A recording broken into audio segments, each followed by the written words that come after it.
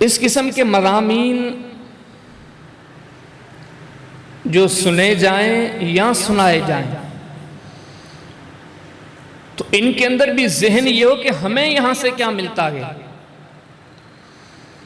ہمارے معاشرے کے اندر اکثر و بیشتر اس قسم کے قصے واقعات سنے جاتے ہیں، سنائے جاتے ہیں، لیکن مقصد حاصل کرنے والے لوگ بہت کم ہیں۔ مقصد تو اپنی جگہ پر ہمارے ہاں تو کئی ایسے واقعات جن کی کوئی بنیاد نہیں، جن کی کوئی اصل نہیں، سنانے والے سننے والے سب کا مقصد ہوتا ہے اس محفل کو رونق بخشنا۔ آپ خود غور کریں کہ ان ایام میں واقعہ کربلا کو کس طرح پیش کیا جاتا ہے۔ بیان کرنے والی کی پوری کوشش ہوتی ہے کہ میں لوگوں کو آج رلا کے رکھوں گا۔ وہ الفاظ لے کر آئے گا، وہ جملے لے کر آئے گا، اپنی گفتگو میں وہ انداز پیدا کرے گا کہ لوگ رونے پر مجبور ہوں، اور جو سننے والے سامع ہوتے ہیں ان کی پوری کوشش ہوتی ہے کہ ان واقعات کو سن کر اپنے وجود پر تأثرات پیدا کرتے ہوئے اگر ہماری آنکھوں سے آنسو آ گئے تو ان آنسوؤں کی بڑی قیمت گئے۔ اب یہیں تک معاملہ محدود ہے، سننے والے سنانے والے اسی محفل کی حد تک، حالانکہ دین تو اس چیز کا نام نہیں ہے۔ اسلام کے واقعات یہ اسلام سے پہلے کے واقعات۔ فرمایا لَقَدْ كَانَ فِي قَصَصِهِمْ عِبْرَةٌ۔ اسلام نے جتنے واقعات کی طرف، قصص کی طرف توجہ دلائی ہے، فرمایا اس لیے کہ تم سبق حاصل کرو۔ ابراہیم علیہ السلام، موسیٰ علیہ السلام، نوح علیہ السلام، اصحاب کہف، اصحاب اخدود، بیسیوں واقعات ہیں، بڑے بڑے نیک لوگوں کے، بڑے بڑے عباد کے، بڑے بڑے زہاد کے۔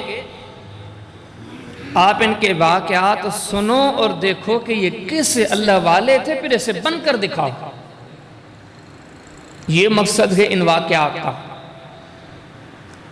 اگر برے لوگوں کے قصص ہیں، فرعون کے، حامان کے، قارون کے، وقت کے بڑے بڑے ظلماء، ظالمین، فساق، فجار، فرمایا کہ یہ واقعات صرف اس لیے ہیں کہ ان کو سنو، ان کے انجام کو سنو، اور اپنی زندگی کے اندر ان ظالموں والی عادات پیدا نہ کرو کہ کہیں تم بھی ان کی طرح ہلاک نہ ہو جاؤ۔ تو دین کہتا ہے کہ یہ جتنے واقعات ہیں، جتنے قصص ہیں، ان کو وقتی چسکے اور وقتی مزے کے لیے نہ سنو۔ یہ تو قرآن کا حصہ ہے، نبوی احادیث کا حصہ ہے۔ کیا بلا قرآن چسکے کے لیے سنا جاتا ہے؟ نہیں، نصیحت حاصل کرنے کے لیے، سبق حاصل کرنے کے لیے، اپنے معاملات کو سنوارنے کے لیے، سدھارنے کے لیے۔ تو اول تو یہ ذہن رکھنا ہے کہ یہ جتنے واقعات ہیں شہادتوں کے، ان سے ہمیں یہ سیکھنا ہے کہ وہ کیسے مسلمان تھے، اور ہمیں کہا گیا کہ آپ لوگ ان کے نقش قدم پر چلو، لیکن ہم کتنا چل سکیں گے؟ ہمیں کہا گیا کہ آپ کے لیے آئیڈیل، مثال، نمونہ، طریقہ، ایگزامپل یہ لوگ ہیں، ان کی طرح بن کے دکھاؤ، ان کی طرح کر کے دکھاؤ۔ سوچنے کی بات یہ ہے کہ ہم ان واقعات کو سنیں، پھر سوچیں ہم ان پر کتنا چل سکے ہیں، ہم ان سے اپنی زندگیوں میں کتنی رہنمائی لے سکے ہیں۔ اگر نہیں تو پھر سے یہ سن کر اپنے ایمان کو تازہ کرتے ہوئے ان اوصاف اپنی زندگیوں میں پیدا کریں۔ تو اس طویل مضمون کے بیان سے پہلے کہ ان شہداء کا تذکرہ، ان کی قربانیاں، ان سے پہلے ایک دوسرا عنوان آتا ہے کہ شہید کا درجہ کیا ہے۔ یہ چیز اس سے پہلی سیڑھی ہے۔ جب ہم شہید کے، شہداء کے مقام کو، درجے کو، منصب کو حقیقی طور پر سمجھیں گے تو پھر ہی ہمیں ان شہیدوں کے واقعات کے سننے سنانے سے اصل سبق ملے گا۔ کہ شہادت کتنا بڑا درجہ ہے، شہید کا کتنا بڑا مقام ہے، لیکن شہید سے ایک قدم پہلے، اس عنوان سے ایک سیڑھی پہلے یہ موضوع آتا ہے کہ جذبہ جہاد۔ یہ جو شہادت ایک سمجھو کہ چھت کا نام ہے، چھت پہ لے جانے والی چیز سیڑھی ہے۔ کون چاہتا ہے مرنا؟ آپ سوچیں کہ کیا زندگی، وہ کون ہے جس کو زندگی پیاری نہیں ہے؟ ہر ایک کو زندگی پیاری ہے، بلکہ مومن مسلمین ان کو تو کہا گیا کہ آپ کی زندگی بڑی قیمتی ہے، ان کی زندگیاں اتنی قیمتی ہیں کہ ان کی زندگیوں کے دفاع کے لیے آسمانوں سے اللہ پاک رہنمائی کرتے ہیں کہ اس طرح بچو، خذوا حذرکم، جنگوں میں جاؤ تو جنگی آلات، جنگی زرہیں، اپنے بچاؤ کے سامان لے کے چلو۔ یہ مومنین کی جانوں کی قیمت ہے، اتنی قیمتی جان ہے کہ اس جان کے بچانے کے سلسلے میں آسمان سے رہنمائی ہو رہی ہے کہ اپنی جانوں کا دفاع کرو۔ جن کی جانیں اتنی بڑی قیمتی ہیں، پھر یہ کیوں اس شہادت کے میدان پر پہنچتے ہیں، کیوں اپنی جانوں کا نذرانہ دیتے ہیں؟ کہ آپ کو میں نے بتایا نا کہ شہادت ایک چھت ہے، پہلے کچھ سیڑھیاں آتی ہیں، جو ان سیڑھیوں کو سمجھے گا، شہادت کی طرف لے جانے والے اعمال، فکرات، خیالات، جب کوئی ان چیزوں کو دل سے جانے گا تو پھر جذبہ جہاد، جذبہ شہادت دل میں پیدا ہوتا ہے، پھر یہ واقعات جنم لیتے گئے۔ اگر کسی کو جہاد کا اور شہادت کے درجے کا پتہ نہ ہو تو آپ مجھے بتاؤ کہ پھر شہید دنیا میں کیوں آئے؟ کس کو لاچار گئے، کس کو ضرورت ہے کہ جا کے اپنے آپ کو موت کے منہ میں پیش کرے؟ کہ شہادت اسی لیے وہ پاتے ہیں کہ انہیں پتہ ہے کہ شہید کا کتنا درجہ ہے۔ اس شہادت کی طرف لے جانے والا راستہ جسے شریعت کی اصطلاح میں جہاد کہا جاتا ہے، اس کی فضیلت سے واقف گئے تو سمجھو کہ یہ 3 مضامین گئے۔ جہاد، اس کا کتنا مقام ہے، اس کی حیثیت جان کر یہ لوگ جہاد کی طرف بڑھے۔ پھر جہاد کے میدان میں جا کر ان کو پتا چلا کہ شہادت کتنا بڑا درجہ ہے، پھر اس سے اگلی منزل وہ شہادت تلاش کرتے تھے۔ پھر جب ان لوگوں کو شہادت مل گئی تو شہداء کی قطار میں شامل ہو گئے۔ تو اختصار کے ساتھ ہم اس پہلے موضوع کو لے کے چلتے ہیں کہ جہاد کیا ہے۔ یہ چیزیں ویسے سننے کی ہیں، سمجھنے کی ہیں، ان چیزوں کو بڑے دل سے سمجھا جائے۔ آج حال یہ ہے کہ ہمارے دلوں سے جذبہ جہاد قریب مٹ چکا ہے۔ نمازیں تو پھر بھی ہیں، اذانیں تو پھر بھی ہیں، باقی عبادات تو پھر بھی ہیں، لیکن جہاد، اس سے جذبے ہمارے بڑے ماند پڑ گئے۔ اور آپ کو آگے میں حدیث پیش کرتا ہوں محمد کریم علیہ السلام کی زبانیں، جب تک انسان کی زندگی میں جذبہ جہاد نہیں آتا، چاہے اس کی زندگی کتنی ہی اعمال سے آراستہ ہو، بڑے خوبصورت اعمال سے مزین ہو، جس کی زندگی میں جہاد نہیں، جس کی زندگی میں جذبہ جہاد نہیں، محمد کریم علیہ السلام کی زبان اس بات پر گواہ ہے کہ یہ بندہ کبھی منزل کو نہیں پا سکتا۔ کہ جہاد اتنا عظیم عمل ہے، اس کی اہمیت بھی بڑی ہے، اس کی حیثیت بھی بڑی ہے، اور اللہ کے ہاں بھی بڑا پسندیدہ عمل ہے۔ اب آتے ہیں قرآن و سنت کی طرف، اس پہلے عنوان کو، اس پہلے ٹاپک کو، اس پہلی سیڑھی کو سمجھنے کی کوشش کرتے ہیں کہ جہاد ہے کیا۔ پہلے تو یہ بات سمجھ لیں، قرآن کہتا ہے، وہ قرآن جس کی ابتدا کہاں سے ہوتی ہے، ذالک الکتاب لا ریب فیہ، سن رکھو کہ اس کلام کی کسی بات میں کوئی شک نہیں، انا نحن نزلنا، اور اب تعالیٰ فرماتے ہیں شک کس سے ہوگا، یہ تو ہم نے نازل کیا ہے، نازل کر کے چھوڑ نہیں دیا، وَنَحْنُ لَهُ حَافِظُونَ، ہم اس کے نگہبان ہیں۔ سب سے سچا الحمدللہ الذی انزل علی عبدہ الکتاب ولم یجعل لہ عوجا، سورہ کہف کی پہلی آیت ہے۔ فرمایا سب سے سچی بات، سب سے سیدھی بات، سب سے سچی بات کون سی ہے؟ رب تعالیٰ فرماتے میرے کلام کی، میرے قرآن کی سب سے سچی بات ہے۔ یہ وہ قرآن ہے جو انسان کو منزلوں کی طرف لے جاتا ہے۔ اب اس قرآن نے ہمیں پہلے تو سبق یہ دیا کہ تم آئے کیوں ہو، کسی اور کی بات نہیں، شک کے معاملات کو دور کر کے اب سنا جائے آئے کیوں ہو؟ امیر بننے کے لیے، سردار بننے کے لیے، معزز بننے کے لیے، بڑی بڑی عمارتیں، بڑی بڑی بلڈنگیں بنانے کے لیے، بڑا نام، بڑی حیثیت؟ فرمایا نہیں، تم آئے کیوں ہو؟ وَمَا خَلَقْتُ الْجِنَّ وَالْإِنسَ إِلَّا لِيَعْبُدُونَ، تم آئے ہی اللہ کی بندگی کے لیے ہو۔ رب تعالیٰ نے جو آپ کو پیدا کیا گیا وہ اپنی بندگی کے لیے پیدا کیا گیا۔ اب تمہاری زندگی میں سب سے بڑی چیز جو مقصد حیات ہے، فرمایا وہ اللہ کی بندگی ہے۔ اس بندگی میں، اس عبادت میں جو جتنا آگے گیا، ہماری سوچ الٹ ہے۔ جس نے نام زیادہ کمایا، جس نے شہرت زیادہ کمایا، جس نے پیسہ زیادہ کمایا، جس نے دنیا کے علوم، دنیا کی ڈگریاں، دنیا کے منصب، یہ چیزیں زیادہ کمائیں، وہ منزل مقصود کو پا گیا۔ لیکن اسلام کی اس کے برعکس ہے۔ اسلام کہتا ہے کہ نہیں، آپ میں سے معزز وہ ہے جس نے اس مقصد میں اپنے آپ کو سب سے آگے لے گیا۔ اِنَّ اکرمکم عند اللہ اتقاکم، سب سے بڑا متقی، سب سے بڑا پرہیزگار، جو جتنا زیادہ پرہیزگار ہے وہ ایسے سمجھے کہ اتنا ہی زیادہ اللہ کے در پر عزت والا ہے۔ اب دوڑ مقابلہ اعمال کا ہے۔ الذی خلق الموت والحیات لیبلوکم ایکم احسن عملا، مقابلہ نیکیوں کا ہے۔ کون ہے تم میں سے جو زیادہ اچھے عمل کر کے اپنے رب کو راضی کرتا ہے؟ اِنَّا خَلَقْنَا الْإِنسَانَ مِن نُطْفَةٍ أَمْشَاجٍ نَبْتَلِيهِ فَجَعَلْنَاهُ سَمِيعًا بَصِيرًا، فرمایا کہ ہم انسانوں کو آزماتے ہیں کون ہے جو زیادہ عمل کرتا ہے، جس کے دامن میں، جس کے پہلو میں، جس کے ہاتھ میں زیادہ سے زیادہ اعمال ہے، فرمایا وہ عزت والا ہے۔ اب دین نے توجہ دلائی عمل، عزت کا مدار عمل، کامیابی کا مدار عمل۔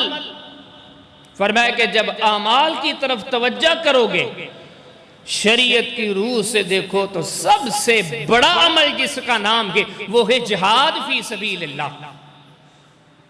حدیث کی کتاب سنن ترمذی ابواب فضائل الجہاد، امام صاحب نے ایک باب قائم کیا، باب ما جاء فی افضل الاعمال۔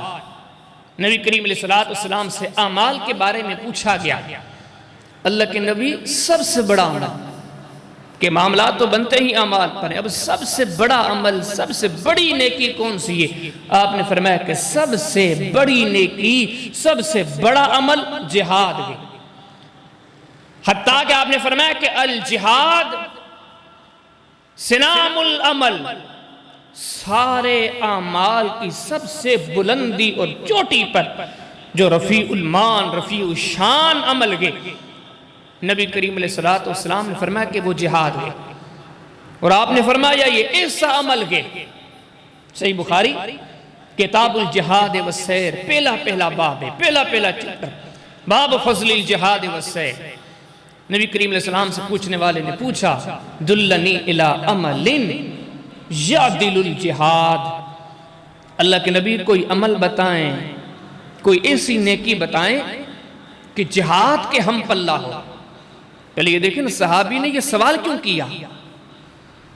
اس سوال کا معاملہ صحابی کے ذہن میں کیوں بنا کہ اس نے اللہ کے پیارے حبیب علیہ السلام سے بارہا سنا عملوں میں سب سے بڑا عمل جہاد، سب سے بڑی نیکی جہاد۔ اب سائل آخر پوچھتا ہے اس اتنے بڑے عمل کے کوئی مد مقابل یا اس کا ہم پلہ کوئی عمل ہے؟ نبی کریم علیہ السلام نے فرمایا کہ لا اجدو، جہاد ایسا عمل ہے کہ جس کا ہم پلہ، جس جیسا عمل مجھ محمد کو کوئی سوچتا ہی نہیں صلی اللہ علیہ وسلم، اس جیسا کوئی عمل نہیں۔ یہی وجہ ہے کہ نبی کریم علیہ السلام جیسے ہمارے ہاں کسی خوش نصیب کو، خوش بخت کو ہم مبارکیں دیتے ہیں، مبارک کو تجھے، خوش بختی ہو تیرے لیے، مبارک بادی ہو تیرے لیے، قربان جائیے محمد کریم علیہ السلام کی زبان پر آپ نے مجاہدین کا جب تذکرہ فرمایا، آپ نے فرمایا خوشخبری ہو ان کے لیے، بشارت ہو ان کے لیے، سعادت ہو ان کے لیے۔ صحیح بخاری کے اندر کتاب الجہاد والسیف، امام بخاری نے ایک باب قائم کیا کہ باب الحراست فی الغزو فی سبیل اللہ، کہ نبی کریم علیہ السلام نے فرمایا کہ طوبی لعبد، اللہ کے رسول علیہ السلام نے جہاد کا تذکرہ کیا، جہاد کے فضائل کا تذکرہ کیا۔ آپ نے ان سارے تذکروں کے بعد فرمایا کہ جہاد کرنے والے کے لیے مجھ محمد کی طرف سے بشارت ہو، خوشخبری ہو۔ اپنی زبان میں اگر ترجمہ کریں اس کے لیے مبارک ہو، یہ مبارک بعد عمل کے۔ حدیث میں آتا ہے کہ نبی کریم علیہ السلام نے پھر سے یہ کلمات دہرائے، آپ نے فرمایا کہ ثم طوبی لہ۔ دیکھو نا عمل کی حیثیت جانا، کتنی بڑی نیکی ہے، کتنا بڑا عمل ہے۔ یہ جو شہیدوں کی داستانیں ہیں وجود میں کیوں آئیں؟ انہوں نے یہ فضائل پڑھے، انہوں نے یہ مناقب جانے کہ نبی کریم علیہ السلام نے دوسری بار فرمایا ثم طوبی لہ، ان کے لیے خوشخبری ہے، ان کے لیے بشارت ہے۔ نبی کریم علیہ السلام نے پھر سے ارشاد فرمایا تیسری بار، آپ نے فرمایا کہ ثم طوبی لہ، ان کے لیے بشارت ہو۔ مزید اللہ کے حبیب علیہ السلام نے فرمایا کہ نبیوں کے بعد خلق میں اگر سب سے عظیم انسان، سوچو گے نا کبھی کبھار سب سے بہتر کون، سب سے اعلیٰ کون، سب سے عرفہ کون، عابد بھی ہیں، زاہد بھی ہیں، حاجی بھی ہیں، نمازی بھی ہیں، ان سب میں بہتر کون ہے؟ نبی کریم علیہ السلام نے تو اس چیز کی وضاحت فرمائی، جواب یہی جہاد آیا، جواب یہی آیا، یہ جہاد کرنے والے لوگ۔ حدیث کی کتاب سنن ترمذی ابواب فضائل الجہاد، امام صاحب نے باب قائم کیا، باب ای الناس افضل۔ صحابی فرماتے ہیں عن ابی ہریرہ رضی اللہ تعالی عنہ قال سئل رسول اللہ صلی اللہ علیہ وسلم ای الناس افضل قال رجل یجاہد فی سبیل اللہ۔ صحابی فرماتے ہیں اللہ کے پیارے حبیب علیہ السلام سے سوال کرنے والے نے سوال کیا، اللہ کے نبی بتائیں سب سے بڑا بہترین بندہ کون سا ہے؟ اس ساری دنیا میں، ساری امت میں سب سے عظیم لوگ کون سے ہیں؟ اللہ کے حبیب علیہ السلام نے جب یہ سوال سنا، آپ نے فرمایا وہ بندہ ہے رجل یجاہد فی سبیل اللہ۔ اللہ کے حبیب علیہ السلام نے فرمایا سب سے بہترین بندہ وہ ہے جو اللہ کے راستے میں جہاد کرتا ہے۔ سب سے بڑا خوش نصیب، وہ قرآن نے کہا نا جن کے پاس نیکیاں، اعمال صالحہ، جن کے دامن میں وہ خوش نصیب ہے۔ فرمایا اگر اعمال کی بات ہے تو سب سے بڑا عمل اس کے دامن میں ہے، اور یہ عمل کتنا بڑا ہے؟ اللہ اکبر کبیرہ۔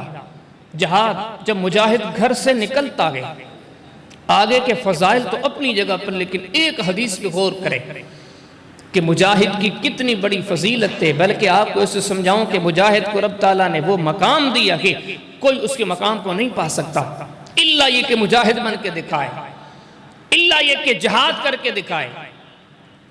اب قرآن تو ہم نے سنا ہے، فرمایا النبی اولا بالمؤمنین من انفسہم وازواجہ امہاتہم۔ اللہ پاک نے سورہ احزاب میں ارشاد فرمایا کہ نبی صلی اللہ علیہ وسلم مومنوں کو جانوں سے بھی زیادہ پیارے ہیں، اور آگے ارشاد کیا فرمایا؟ وازواجہ امہاتہم، کہ نبی کی بیویاں مومنوں کی مائیں ہیں۔ یہ قرآن ہے، قرآن۔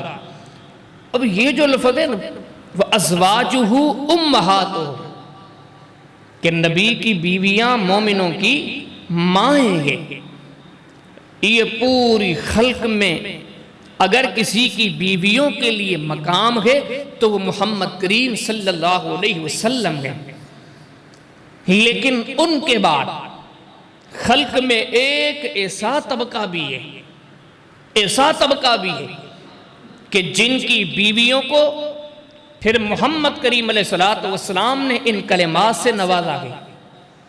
حدیث کی کتاب صحیح ابن حبان کے اندر، کتاب السیر کے اندر آپ کو ایک باب ملے گا، باب فضل الجہاد، نبی کریم علیہ السلام نے ارشاد فرمایا، آپ نے فرمایا کہ جو بندہ جہاد کے میدان کی طرف نکلتا ہے، کہ مسلمانوں سے خطاب ہے، نبی کریم علیہ السلام ارشاد فرماتے ہیں کہ جہاد کی طرف نکلنے والا مجاہد جب چل پڑتا ہے اور پیچھے ان کے گھروں میں جو ان کی عورتیں ہیں، ان کی بیویاں ہیں، نبی کریم علیہ السلام ارشاد فرماتے ہیں کہ حرمات امہاتہم، اس علاقے کے خطے کے باقی مسلمان سمجھ لیں کہ ان مجاہدوں کی بیویاں ہمارے لیے ماؤں کی طرح ہیں۔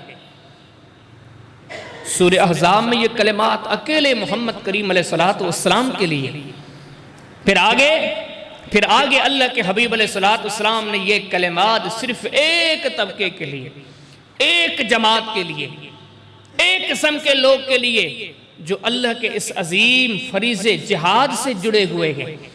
اور مزید آگے جائیں یہ کتنا بڑا عمل ہے۔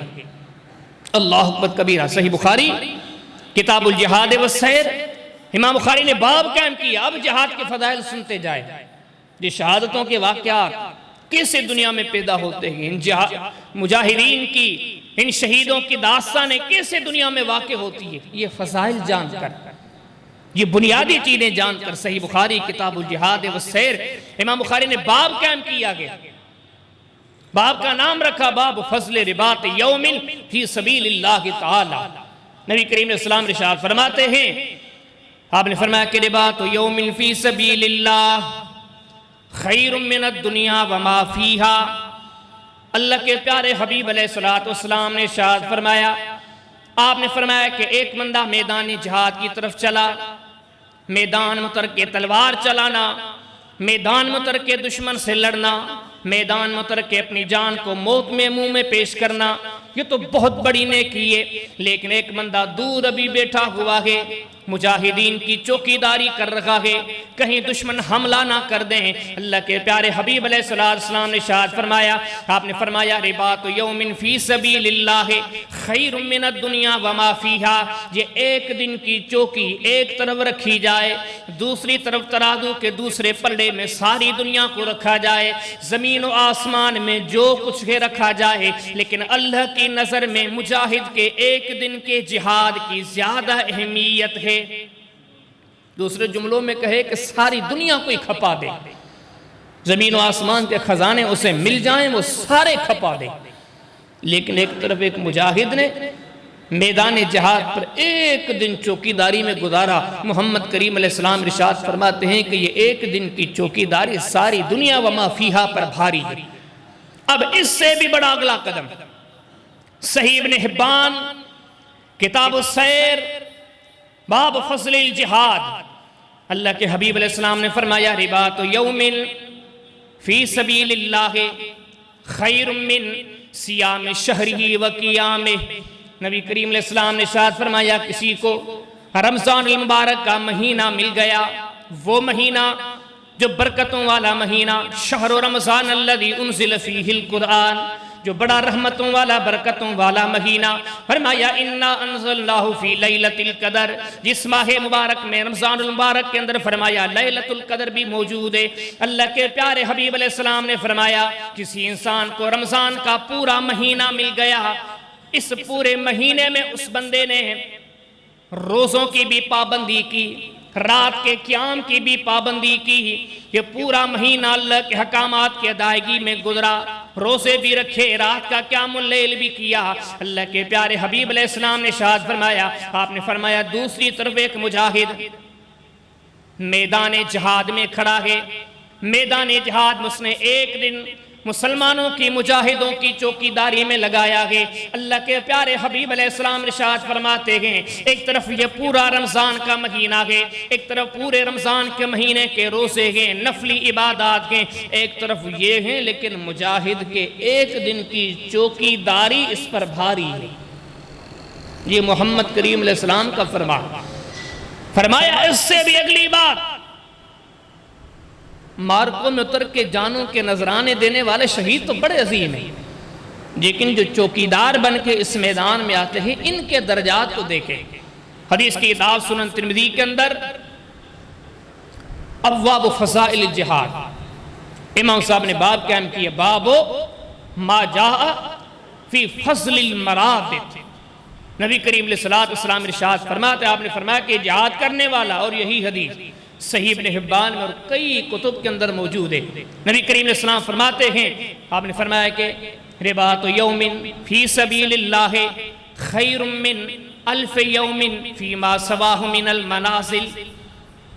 نبی کریم علیہ السلام نے ارشاد فرمایا کہ ایک طرف ایک بندہ جس نے جہاد کے میدان میں صرف ایک دن مسلمانوں کی چوکی داری میں لگایا ہے، بس پہاڑ پکڑ کے بیٹھا ہے مسلمانوں کی حفاظت میں، اللہ کے حبیب علیہ السلام ارشاد فرمایا کہ دوسری طرف ایک بندے کو 1000 دن مل گئے، 1000 دن، قریب ایسے سمجھیں کہ 3 سال مل گئے ہیں۔ نبی کریم علیہ السلام ارشاد فرماتے ہیں کہ 3 سالوں تک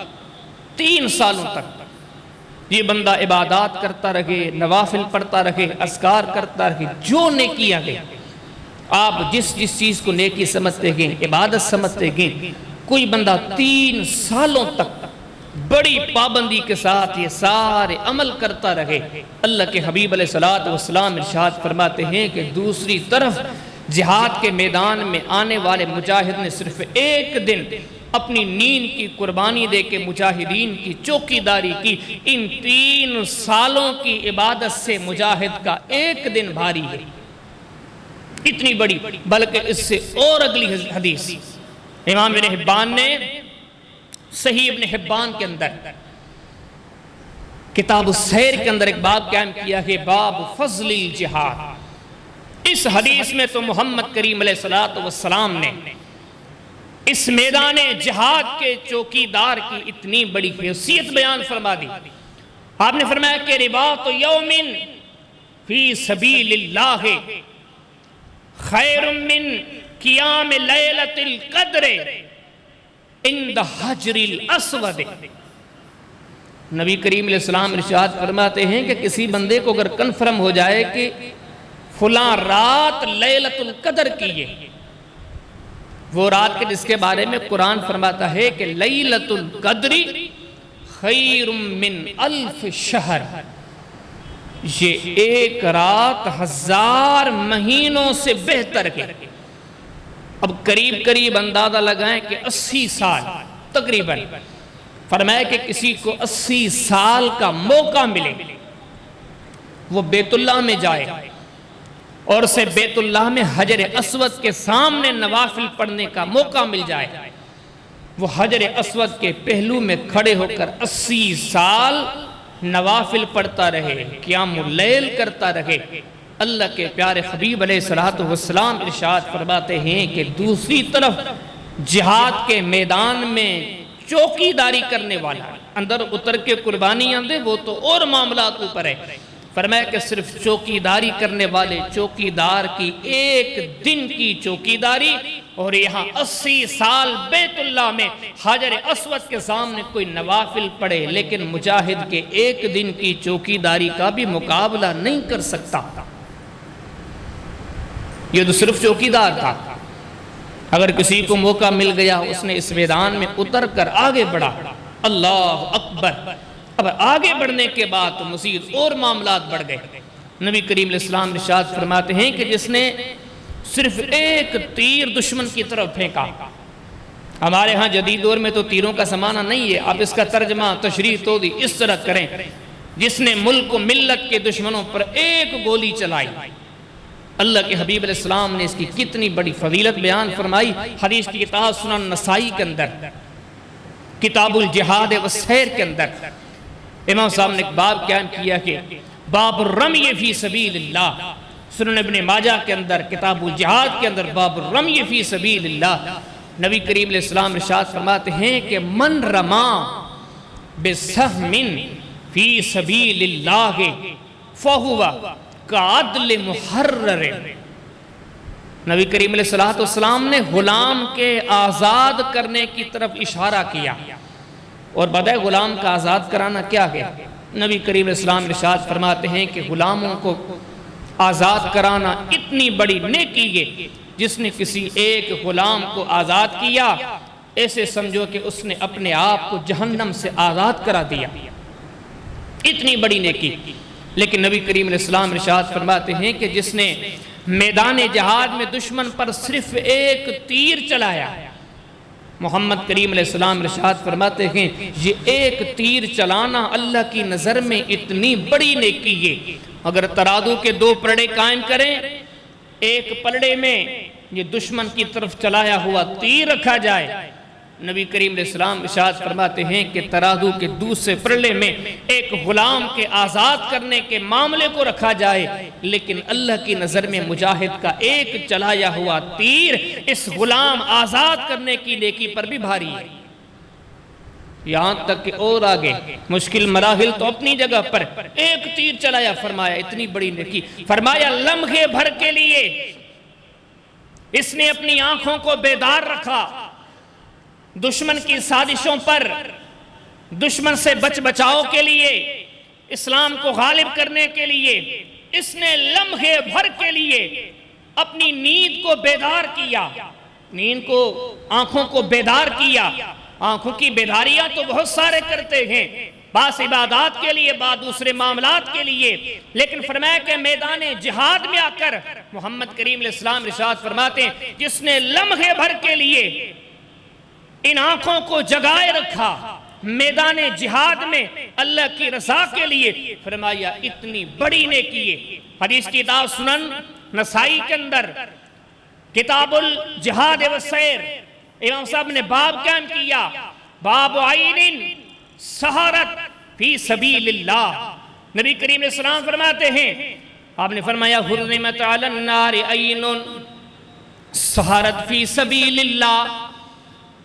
جہنم سے بچنا کتنی بڑی عبادت ہے، کتنی بڑی کامیابی ہے۔ فرمایا کل نفس ذائقۃ الموت وانما توفون اجورکم یوم القیامہ فمن زحزح عن النار وادخل الجنۃ فقد فاز وما الحیات الدنیا الا متاع الغرور۔ اللہ تعالیٰ فرماتے ہیں ہر جان کو مرنا ہے، ہر ایک کو موت کا مزہ چکھنا ہے، لیکن فرمایا کامیاب تم میں سے کون سے لوگ ہیں؟ فمن زحزح عن النار، جو جہنم سے بچا لیے گئے، وَأُدْخِلَ الْجَنَّةِ، جنت میں داخل کر دیے گئے، فرمایا فَقَدْ فَاز، سب سے بڑے کامیاب و کامران یہ ہیں۔ فرمایا جہنم سے بچنا اتنی بڑی سعادت کے انبیاء، اولیاء، نیک صالح سب اپنے اپنے زمانوں میں اللہ پاک سے سوال کرتے جاتے ہیں، اللہ ہمیں جہنم سے بچا۔ فرمایا وَعِبَادُ الرَّحْمَٰنِ الَّذِينَ يَمْشُونَ عَلَى الْأَرْضِ هَوْنًا وَإِذَا خَاطَبَهُمُ الْجَاهِلُونَ قَالُوا سَلَامًا وَالَّذِينَ يَقُولُونَ رَبَّنَا اصْرِفْ عَنَّا عَذَابَ جَهَنَّمَ إِنَّ عَذَابَهَا كَانَ غَرَامًا۔ رب تعالیٰ فرماتے ہیں دنیا میں بسنے والے اتنے سارے انسانوں میں وہی مومنین ہیں، وہی رحمان کے بندے ہیں جو اپنے آپ کو جہنم سے بچانا چاہتے ہیں، اللہ کے در پر بار بار دعائیں کرتے ہیں، اللہ ہمیں جہنم سے امان میں رکھیو، ہمیں جہنم سے امان میں رکھیو۔ فرمایا جہنم سے بچنا اتنی بڑی عظیم بات ہے کہ محمد کریم علیہ السلام جیسے عظیم انسان سے بھی بارہا یہ جملے سنے گئے، فرمایا کرتے تھے اللہم انی اعوذ بک من النار، اللہم انی اعوذ بک من النار، اللہم انی اعوذ بک من النار، اللہ مجھے جہنم سے اپنی پناہ میں رکھیو۔ فرمایا جہنم سے بچنا اتنی بڑی کامیابی ہے، لیکن یہ کامیابی اس بندے کو مل ہی گئی، فرمایا وہ بندہ، بلکہ محمد کریم علیہ السلام نے اعلان بھی بڑی تاکید کے ساتھ فرمایا، فرمایا حرمت علی النار عین سہرت فی سبیل اللہ، جس نے لمحے بھر کے لیے اپنی آنکھ کو جہاد کے میدان میں جگائے رکھا، فرمایا لمحے بھر کے لیے اس آنکھ کا میدان جہاد میں جاگے رہنا اتنی بڑی نیکی ہے، اس بندے پر جہنم حرام ہو گئی۔ یہ بھی کہہ سکتے تھے کہ نجات مل گئی، فرمایا کہ نہیں، مزید تاکید، یہ جہاد کے عمل کی فضیلت ہے۔ فرمایا کہ لمحے بھر کے لیے اس میدان میں آیا، مجاہدین کی چوکیداری کے لیے، دشمن کے مقابلے کے لیے اس نے اپنی آنکھ کو جگائے رکھا۔ فرمایا کہ یہ لمحے بھر کا جاگنا اللہ کو اتنا پیارا ہے، اس بندے پر جہنم کی آگ حرام ہے۔ فرمایا آنکھ کا جگانا تو اپنی جگہ پر، یہ ابھی اپنے علاقے سے جب چلا ہی تھا، ابھی مشکل گھاٹی یا مشکل وادی یا مشکل مراحل تو آگے میدان مقتل میں آنے دے، میدان جہاد میں، میدان قتال میں، لیکن یہ سفر ہی اتنا نرالا ہے کہ محمد کریم علیہ السلام نے ارشاد فرمایا کہ گھر سے نکلتے ہوئے اس کے قدموں پر جب اس مقدس سفر میں چلتے مٹی کا گرد و غبار اس کے پاؤں پر لگا، اس کے جسم پر لگا، وہیں سے اعلان ہو گیا کہ اس پر جہنم حرام ہے۔ حدیث کتاب سنن ترمذی کے اندر ابواب فضائل الجہاد، امام ترمذی نے باب قائم کیا، باب فضل من برت قدمہ فی سبیل اللہ۔ پھر حدیث لائے کہ نبی کریم علیہ السلام ارشاد فرماتے ہیں، آپ نے فرمایا کہ من برت قدمہ فی سبیل اللہ فہما حرام علی النار۔ اللہ کے پیارے حبیب علیہ السلام نے ایک ایک چیز پر غور کریں، پھر اندازہ لگائیں کہ یہ کتنی بڑی عبادت ہے، یہ کتنا بڑا عمل ہے۔ اللہ کے پیارے حبیب علیہ السلام نے ارشاد فرمایا، ابھی جہاد کا معاملہ بہت دور ہے، کوئی محض اپنے علاقے سے اس مقدس میدان کی طرف اس مقدس ارادے سے چل پڑا ہے، اس کا چلنا، اس راستے میں سفر کرنا ہی اتنا عظیم ہے۔ اللہ کے پیارے حبیب علیہ السلام ارشاد فرماتے ہیں، جس بندے کے سفر کے دوران مٹی کا گرد و غبار اس کے وجود پر پڑا، یہی بات اللہ کو اتنی پیاری لگی، اعلان ہوا کہ اس پر جہنم حرام ہے۔ رب کی طرف سے، رب کے حبیب کی طرف سے ایک بار جنت کی بشارت مل جائے تو کتنی سعادت ہے، لیکن مجاہد کی سعادت مندی پہ غور کریں۔ 20 حدیثیں ہیں جن کے اندر، جن کے ذریعے مجاہد کو کہا جا رہا ہے کہ تجھ پر جنت لازم ہے، تیرے لیے جہنم حرام ہے۔ اور فرمایا آگے میدان میں چل کر آیا، اس نے سر کٹایا، پھر تو شہید بن گیا، پھر تو شہادت کا درجہ ہی کچھ اور ہے، لیکن ابھی شہید نہیں ہوا۔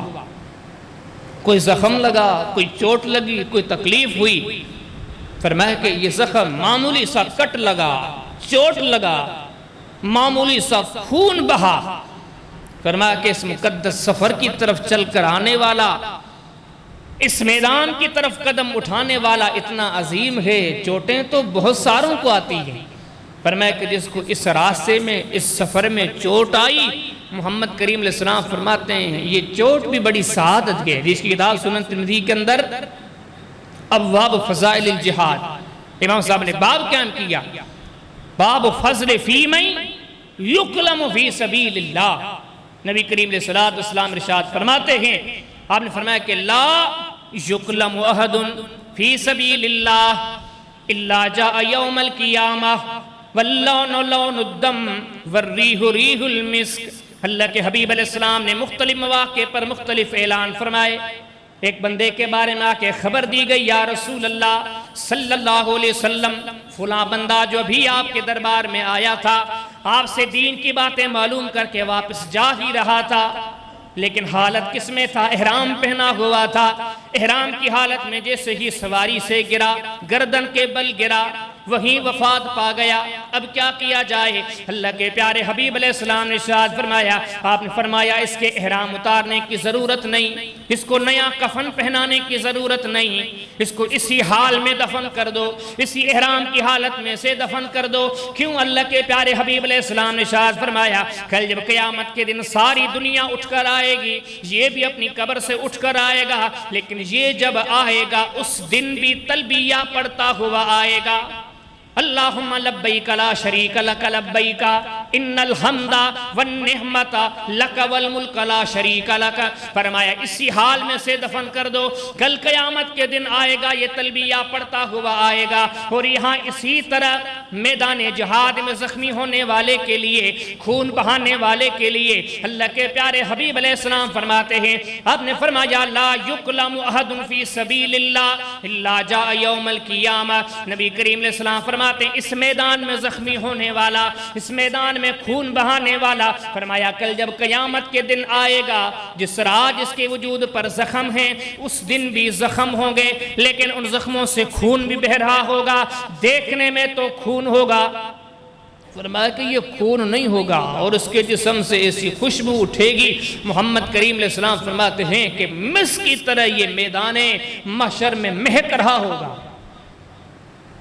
آنکھوں کا جاگنا، قدموں پر دھول کا پڑ جانا، اس میدان مقتل میں ذرے برابر کسی کو چوٹ آ جائے تو فرمایا اس چوٹ کی اتنی اہمیت و حیثیت کے، فرمایا اس مجاہد کا، اس میدان جہاد میں چلنے والے کا اتنا مقام کہ اس کے اپنے کیا کہنے۔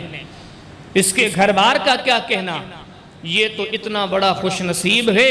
محمد کریم علیہ السلام فرماتے ہیں کہ اس کی دہلیز پر بندھا ہوا جو تم لوگ گھوڑا دیکھتے ہو، اس گھوڑے کا کھانا، اس گھوڑے کا پینا، حتیٰ کہ اللہ کے حبیب علیہ السلام فرماتے ہیں کہ اس گھوڑے نے جو لید کی ہوگی، جو پیشاب کیا ہوگا، جو گھاس کھایا ہوگا، کل قیامت میں مجاہد کے لیے یہ بھی نیکی بن کر آئے گا۔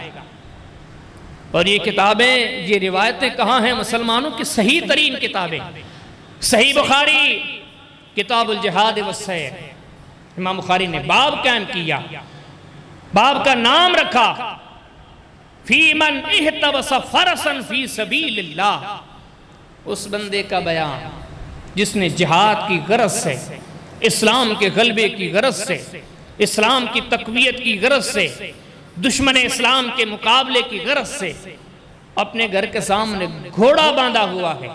نبی کریم علیہ السلام ارشاد فرماتے ہیں وَكَانَ شِبْعُهُ وَرَوْسُهُ، نبی کریم علیہ السلام ارشاد فرماتے ہیں کہ یہ گھوڑا جو گھاس کھاتا ہے، اس کے پیٹ میں جو گھاس چلی گئی، اللہ کے حبیب علیہ السلام نے فرمایا وَبَوْلُهُ، اس گھوڑے کا پیشاب کرنا، اس گھوڑے کی لید کرنا۔ محمد کریم علیہ السلام ارشاد فرماتے ہیں کہ کانت لہو حسنات فی میزانہ یوم القیامہ، مجاہد کے ہر عمل کی تو بہت بڑی حیثیت ہے، لیکن جب قیامت کے دن عمل تل رہے ہوں گے، اس کے گھوڑے کی گھاس کو بھی تولا جائے گا۔ اندازہ لگائیں، اس کے گھوڑے کی لید کی بھی حیثیت ہوگی، اس کو بھی تولا جائے گا۔ اس کے گھوڑے کے پیشاب کی بھی حیثیت سے آج یہ بھی نیکی بن کر آئے گا۔ محمد کریم علیہ السلام نے یہ عظیم عمل ہے جس کے مقدر میں ہو منزلیں پا گیا، اتنی وضاحت فرمائی۔ رسول کریم علیہ السلام ارشاد فرمایا کہ مجاہد کا گھوڑا چلتا ہے، اس کا چلنا بھی نیکی ہے، حالانکہ جہاد کے میدان پر نہیں ہے، محض جہاد کا ارادہ ہے۔ اب جو ارادے انسان کو اتنے عظیم بناتے ہوں اور جو اس میدانوں میں مقتلوں میں اتر کر جانوں کے نذرانے دے، وہ کتنی سعادت ہوگی۔ امام بخاری نے اپنی صحیح بخاری کے اندر کتاب الجہاد والسیر میں امام بخاری نے ایک باب قائم کیا گیا، باب کا نام رکھا الخیل لثلاثۃ، اس میں حدیث لائے اللہ کے پیارے حبیب علیہ السلام ارشاد فرماتے ہیں، آپ نے فرمایا کہ مجاہد کا گھوڑا جو رسی میں بندھا ہوا ہوتا ہے، اس رسی میں بندھے ہوئے دوران وہ قدم اٹھاتا ہے، کبھی ادھر چلتا ہے، کبھی ادھر چلتا ہے۔ محمد کریم علیہ السلام ارشاد فرماتے ہیں کانت لہو حسنات، یہ مجاہد کے گھوڑے کا چلنا بھی اس کے لیے نیکی ہے۔ اب یہ جتنی گھوڑوں کی حدیث ہیں، دور حاضر میں آپ ایسے لگائیں کہ جہاد کی گاڑیاں، ان گاڑیوں میں پڑنے والا تیل، فیول، ان گاڑیوں کا چلنا، ان گاڑیوں کا آنا، ان گاڑیوں کا جانا، سفر کرنا، محمد کریم علیہ السلام کی حدیث کی روح سے یہ سب کچھ نیکی ہے۔ یہ سارا کچھ فرشتے لکھ رہے ہیں اور ساری نیکیاں کس کے لیے شمار کی جا رہی ہیں؟ جذبہ جہاد رکھنے والے کے لیے۔ اگلی حدیث جو محمد کریم علیہ السلام کی ہے، ایک سے ایک حدیث دیکھیں، حالانکہ فضیلت کے لیے تو محمد کریم علیہ السلام کا ایک جملہ کافی ہے، لیکن اس حدیث نے تو اور بڑا کمال مقام ذکر کر دیا مجاہدین کے لیے۔ حدیث کی کتاب سنن ترمذی کے اندر اور سنن ابی داؤد کے اندر کتاب الجہاد کے اندر امام صاحب نے باب قائم کیا ہے باب فضل الرباط، اس میں یہ حدیث لائے کہ صحابی ارشاد فرماتے ہیں ان فضالۃ قال قال رسول اللہ صلی اللہ علیہ وسلم کل میت یختم علی عملہ الا المرابط فی سبیل اللہ فإنه ينمو له عمله إلى يوم القيامة ويؤمن من فتان القمر كما قال علیہ السلام۔ صحابی ارشاد فرماتے ہیں کہ نبی کریم علیہ السلام فرماتے ہیں کہ کل میت یختم علی عملہ، دنیا میں ہر انسان جب وفات پاتا ہے، اس کے مرنے کے بعد، اس کی وفات کے بعد، اس کی موت کے بعد اس کا اعمال نامہ بند کر دیا جاتا ہے اور اس کو مہر لگا کے محفوظ کر دیا جاتا ہے، سوائے چند ہیں جن کے صدقے جاریہ کا عمل محمد کریم علیہ السلام نے ارشاد فرمایا۔ آپ نے فرمایا کہ باقیوں کے سارے اعمال جب تک زندہ تھا سلسلہ چلتا رہا، اب وفات کے بعد یہ معاملات منقطع ہو گئے، لیکن آپ نے فرمایا کہ الا المرابط فی سبیل اللہ، سوائے مجاہد کے، وفات کے بعد بھی، موت کے بعد بھی اس کا نامہ اعمال بند نہیں ہوتا، کھلا رہتا ہے۔ کب تک؟ ایک سوچیں، ایک بندے نے مسجد بنا لی، ایک بندے نے مدرسہ تعمیر کروا دیا، راستہ تعمیر کر دیا، اب اس کو فائدہ تو ہوتا رہے گا، لیکن ان ساری چیزوں کے لیے یہ ہے کہ یہ سلسلہ جب تک چلے۔ لیکن مجاہد کا معاملہ انوکھا ہے، فرمایا کہ فَإِنَّهُ يَنْمُو لَهُ عَمَلُهُ إِلَى يَوْمِ الْقِيَامَةِ۔ یہ جتنے مجاہد کے آپ نے عمل سنے، عملوں کی حیثیت سنی، میدان جہاد کی طرف نکلنا، پہنچنا، لڑنا، یہ گھوڑوں کا رکھنا، یہ تلواروں کا بنانا، محمد کریم علیہ السلام نے فرمایا یہ جتنا عمل سنتے ہو آپ سمجھو گے یہ سارا عمل عارضی ہے، معاملہ ختم، مجاہد کی زندگی ختم تو عمل بھی ختم ہو جائیں گے، لیکن محمد کریم علیہ السلام فرماتے ہیں کہ امت میں یہ واحد مجاہدین کا طبقہ ہے جن کا یہ عملوں کا سلسلہ قیامت تک چلتا رہتا ہے، اگرچہ وہ دنیا سے چلے جائیں، اگرچہ وہ دنیا چھوڑ جائیں۔ اور آگے ارشاد فرمایا یہاں سے گئے، یہ عملوں کا سلسلہ چل رہا ہے، اور یہ آگے شہید بن کے جب قبر میں پہنچے فرمایا وَيُؤْمَنُ مِنْ فَتَّانِ الْقَبْرِ، یہ محمد کریم علیہ السلام کی زبان کے فرمایا مرنے کے بعد یہ یقین جانو کہ شہید کو کبھی قبر کا عذاب نہیں ہوگا، ہر قسم کے فتنوں سے یہ بندہ اپنی قبر میں محفوظ رہتا ہے۔ یہ مجاہد کے فضائل ہیں۔ اب اس کے اگلے جو شہید کے معاملات ہیں وہ تو الگ ہیں، فرمایا یہ مجاہد کا معاملہ ہے۔ اب یہ باتیں سمجھ میں آتی ہیں، سلیمان علیہ السلام کتنے عظیم نبی ہیں، کتنے عظیم پیغمبر ہیں، تذکرہ ہم سنتے رہتے ہیں۔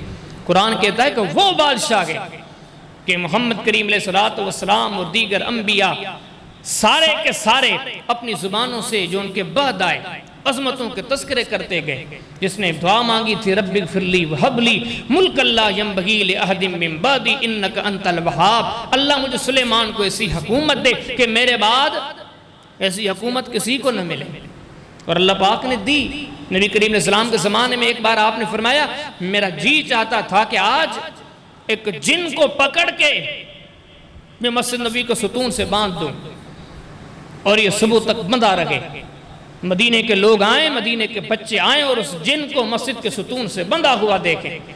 لیکن آپ فرماتے مجھے سلیمان علیہ السلام کی دعا یاد آ گئی، اس نے دعا مانگی تھی وَهَبْ لِي مُلْكًا لا ينبغي لأحد من بعدي انك انت الوهاب، اللہ مجھے ایسی حکومت عطا فرما، ایسا اقتدار عطا فرما جو میرے بعد کسی کے لیے نہ ہو۔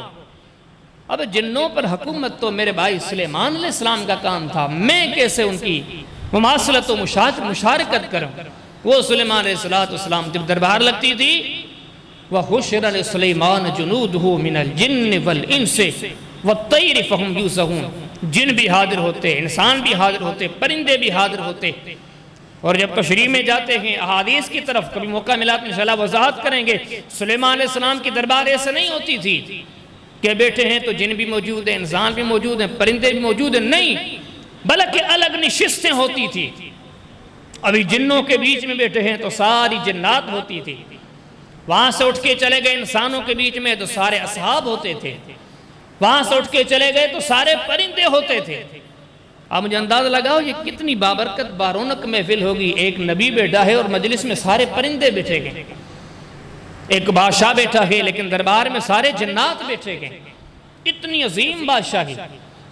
لیکن دعا کیا کرتے ہیں؟ صحیح بخاری کتاب الجہاد والسیر، امام بخاری نے باب قائم کیا من طلب الولد للجہاد، رب پاک نے ایسی بادشاہی دی، ایسی سلطنت دی، ایسا اقتدار دیا کہ سمجھو خلق میں انسانیت میں کسی کو نہیں ملا۔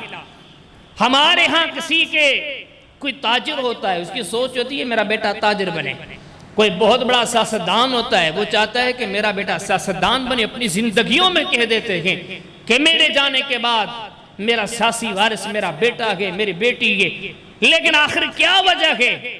سلیمان علیہ السلام کو رب پاک نے اتنا مقام دیا، لیکن نبی کریم علیہ السلام ارشاد فرماتے اللہ پاک نے 100 بیویاں دی تھی، 100 بیویوں کے ہوتے ہوئے دعا کیا مانگتے ہیں؟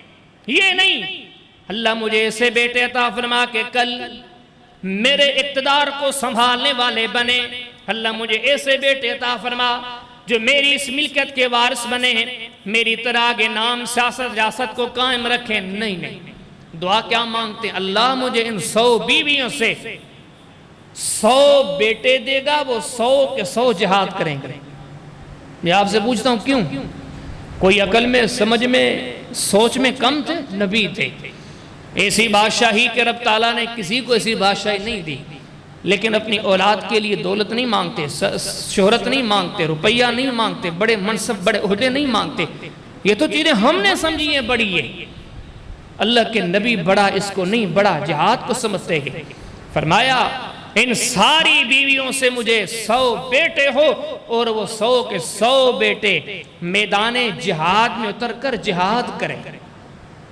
آپ یہیں سے اندازہ لگائیں کہ یہ کتنی بڑی سعادت کی بات ہے۔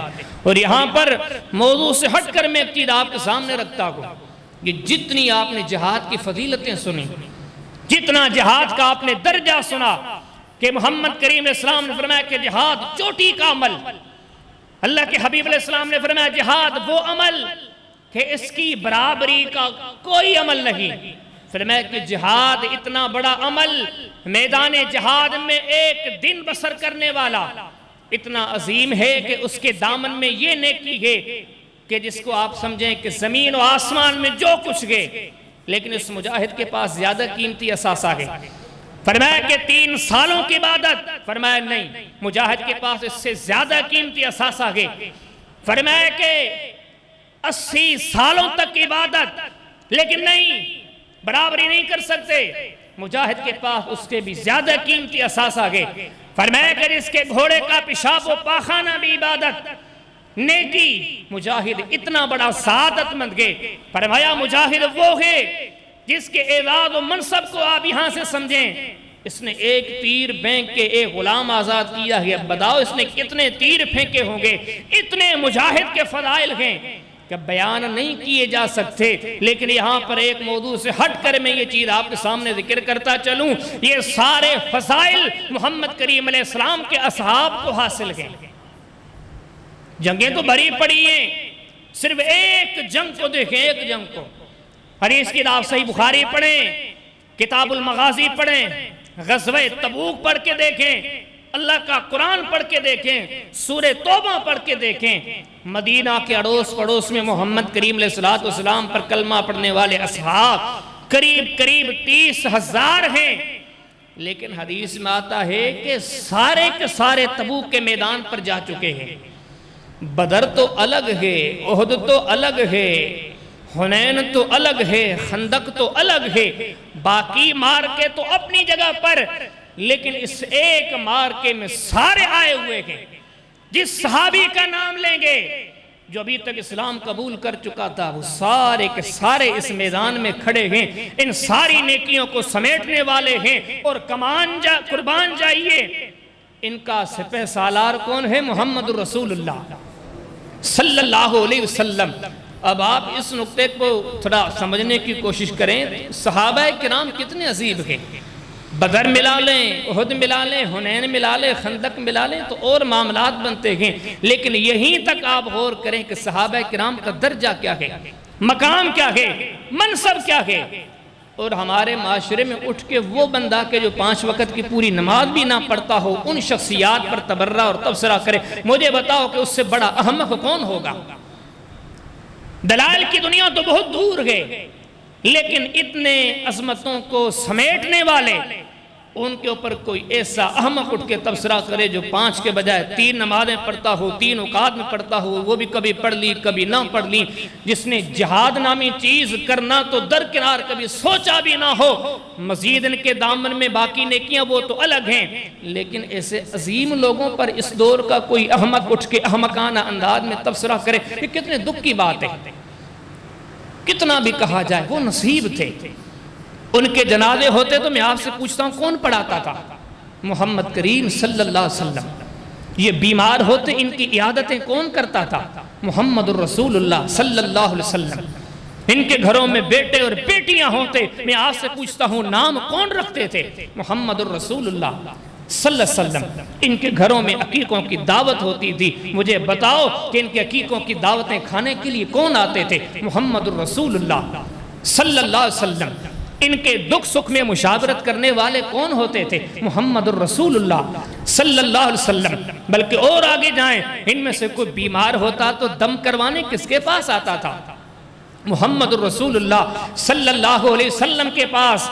بلکہ یہ تو داستان عظیم ہے، لیکن دکھ کی بات یہ ہے کہ ایسے عظیم جو عظمتوں کے سورج ہیں، کوئی ہمارے معاشرے کا احمق اٹھ کے ان کی طرف انگلی اٹھائے تو میں جو سمجھتا ہوں ایسے لوگوں کے تردید کی کوئی ضرورت نہیں۔ عقل والا یہیں تک سمجھ جائے گا کہ اس کی کیا حیثیت ہے۔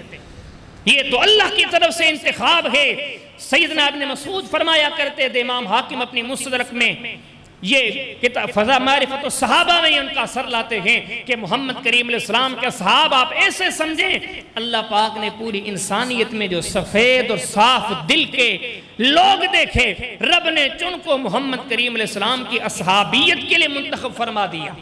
یہ تو اصل سے اعلیٰ ہیں، اصل سے عرفہ ہیں، یہ تو وہ عظیم ہیں کہ جن کی عظمتوں کو کسی ترازو میں تولا نہیں جا سکتا۔ بہرحال میں آپ کے سامنے ذکر کر رہا تھا کہ مجاہد کا کتنا بڑا مقام ہے، لیکن ایک حدیث پڑھ کے میں گفتگو ختم کرتا ہوں۔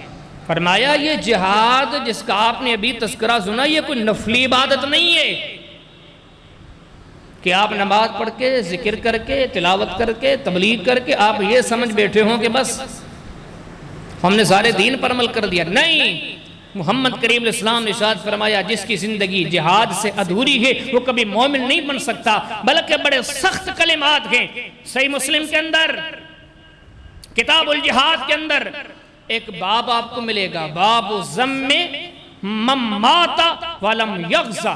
نبی کریم علیہ السلام ارشاد فرماتے ہیں جس نے نہ کبھی جہاد کیا، نہ کبھی جہاد کے جذبے سے اپنے آپ کو سرشار رکھا، نہ دلی طور پر جہاد کا فکر کیا، اللہ کے حبیب فرماتے ہیں اگر وہ بندہ فوت ہو گیا مات علی شعبۃ من النفاق، سمجھو کہ وہ منافق بن کے مرا گیا۔ سارے دین پہ عمل کر لے لیکن اس عمل کو معمولی سمجھ کے چھوڑ دے، توجہ نہ دے، نبیوں کے تائیدار نے فرمایا یہ مومن بن کے دنیا سے نہیں گیا، یہ منافق بن کے مرا گیا۔ بلکہ فرمایا کہ جہاد کا تارک یا جہاد کو اہمیت نہ دینے والا نادان، اللہ کے حبیب علیہ السلام نے فرمایا اتنا نادان ہے کہ حدیث کی کتابوں کو پڑھتے ہیں محمد کریم علیہ السلام نے سے لوگوں کے لیے بد دعا کی۔ سنن ابی داؤد کے اندر کتاب الجہاد کے اندر ایک باب ہے، باب کراہیت ترک الغزو فی سبیل اللہ۔ اللہ کے حبیب علیہ السلام فرماتے ہیں جو لوگ جہاد نہیں کرتے، جو لوگ جہاد کا جذبہ نہیں رکھتے، فرمایا اصابہ اللہ بقاریۃ یوم القیامہ، نبیوں کے سردار نے ارشاد فرمایا کاش قیامت کے دن یہ بندہ ذلیل ہو جائے، اس کو رسوائی پکڑ لے، اللہ کے عذاب پکڑ لیں جس نے کبھی جہاد اختیار نہیں کیا۔ تو میرے محترم دوستو جہاد صرف عظیم ہی نہیں بلکہ ہمارے لیے فرض ہے۔ اور ویسے بھی دیکھیں جہاد کی ان عظمتوں کے پیچھے، مجاہد کی ان عظمتوں کے پیچھے دو چیزیں ہیں۔ ایک تو یہ دیکھیں کہ اس نے اللہ سے کوئی چیز بچا کے نہیں رکھی، ہر چیز انسان کی ہاں اہم ہے، جان یہ تو وہ بھی کٹانے کے لیے تیار ہے۔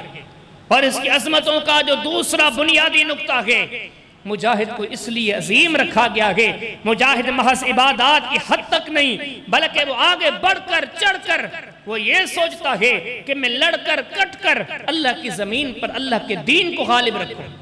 یہ بدر، یہ احد، یہ خندق، یہ حنین، یہ ساری جہاد کی داستانیں مجاہدین نے کیوں جہاد کی ہے؟ صرف اس لیے کہ خود عبادت کر کے اپنے معاملات کو سنوار لے، یہ تو ہے ہی، لیکن مجاہد کی اس سے اگلی یہ سوچ ہوتی تھی کہ میں آگے بڑھوں، اللہ کی زمین پر کفر کیوں ہے، اللہ کی زمین پر بندوں کا نظام کیوں ہے، شیطان کو خوش کرنے والے معاملات کیوں ہیں۔ انہوں نے چاہا کہ نہیں، ہر چیز کو ختم کر کے اللہ کی زمین پر اللہ کا دین نافذ کیا جائے۔ یہ دو چیزیں ہیں مجاہد کو عظیم بنانے والے۔